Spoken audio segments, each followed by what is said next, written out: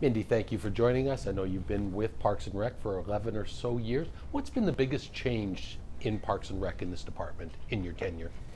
Wow, I would say being able to look forward to new buildings, new amenities, new parks. We are in a very exciting time right now with a surplus of about $80 million being able to be put towards some new projects that were just approved last month by county commissioners. And then on top of that, we're going to be looking forward to another 150 million or so in a bond issue coming up. So that's going to be huge for our department and huge for this community. Let's talk about some of those projects. I know one that is pretty close to us over here is, and it's interesting, we can hear the planes, is the McCarran Marketplace, a soccer field near the airport. Yes, that field has been down almost 2 years now, and that is our only artificial turf field for soccer in the valley. So we saw over 2 years ago that it was in such disrepair that it just was not safe. So we shut down that field and had to go through our capital process to get things funded. So that was one of them that's been on our list since we shut it down. We now have funding for it. We're going to move forward to get the newest generation of artificial turf put out on those fields. Is going to be great. And we hope to be able to open that field again probably within the next 12 to 18 months.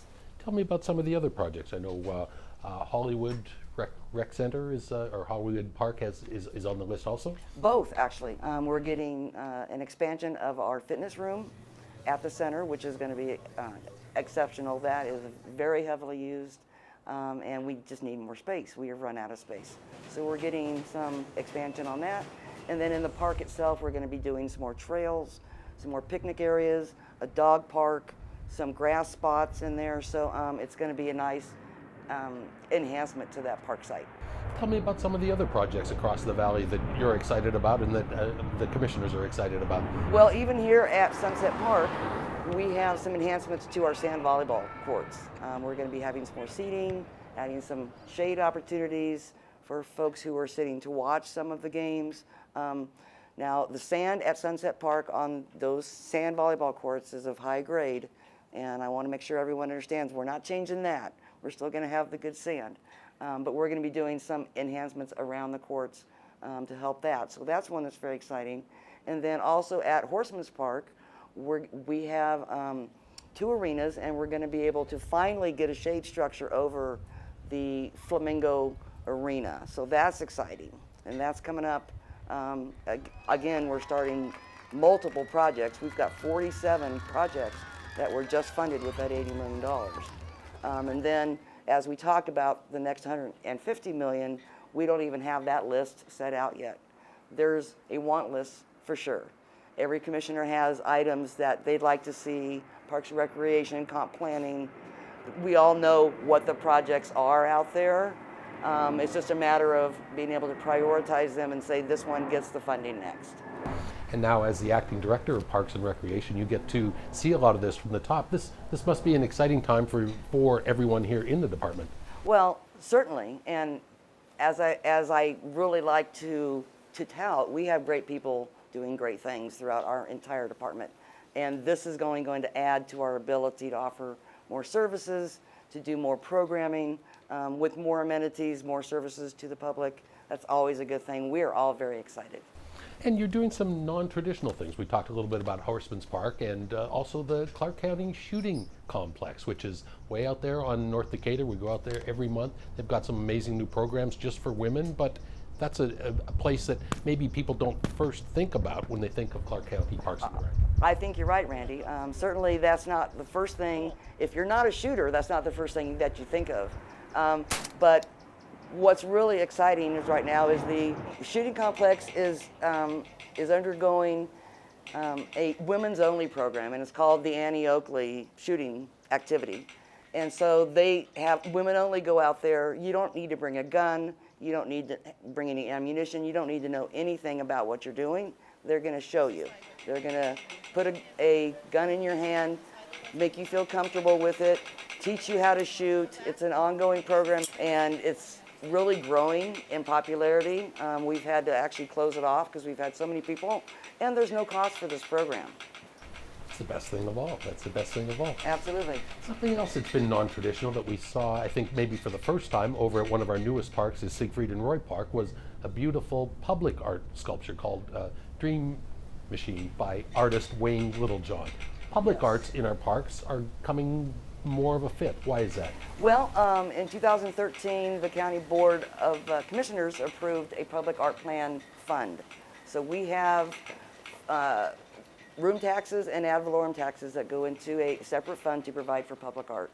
So we have since then hired staff and have initiated projects. The Dream Machine at Siegfried and Roy, which is right next to the airport, is a great example of that activity coming to fruition. This entire arts program is new. We kind of learn as we go. We've got great people who tap into our artists here in town who are just fabulous with their abilities to construct these things, even to envision these things. But we have more projects coming down the pike here, so we're excited. We've got a project that's ongoing right now at Mountain's Edge Regional Park, and that's to add a fourplex of baseball fields for adults, and we're going to have a centerpiece art project there. So that's exciting. We have here, even at Sunset Park, we're going to be having two projects. One at the corner on the southeast corner, we're going to be doing a different entry into the park and put some art there. And then we also have a litter awareness project that will be starting up near the lake to try to keep people from, putting their trash into the water and doing those types of things. So that's an exciting project that we are really looking forward to. We also have the Rat Pack Crossroads project, which is underway at the intersection of Sammy Davis Jr., Dean Martin, and Frank Sinatra Drives, to do an art piece there that is unique to those three gentlemen. So we're excited. Something else completely different that is fairly new to your department also are community gardens. I know you have them at Walnut, Whitney, and Winchester, and this actually gives people, and quite often I'm sure kids, their hands to dig in the dirt, get things from seed till things are grown. Why are we embarking on a program like that, Mindy? Well, recreation to you is not the same as it may be to me or to the next person. So we try to be as encompassing as we can. We know that we won't be all encompassing. We aren't going to meet every single person's needs. But this is an avenue where if we have space and we have the availability to do this really interesting program and get people to understand not only how to join as a community through a garden format, but to also learn about healthy eating, learning about how we process food or don't process it and let it grow naturally. All of those things are great opportunities for us to involve our community, bring them together, and enhance the quality of life, which is our goal. And people probably couldn't tell where we are, but we're at Sunset Park, which is, of course, our central park here in Clark County. Everyone from every corner of Clark County comes to use this park at some time. We are very honored to participate in the 60th anniversary of this park here. This really is truly the gem of Clark County. It is. It's very nice to have our offices out of this park.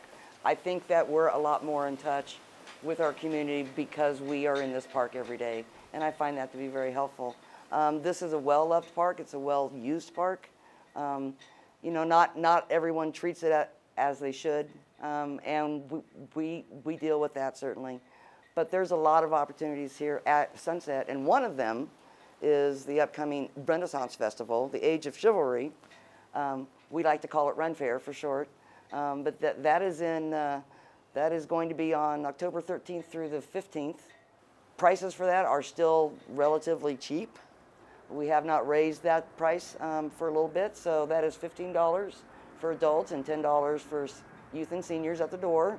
If they want to buy earlier and save a little bit, they can do that by going to lvrunfair.com, and there's a link to pre-purchase tickets on that site. And I'm sure we'll see you there then, right? Yes, absolutely. I wouldn't miss it. All right. Well, thank you for spending time with us, and we'll let you get back to work. Super, thank you.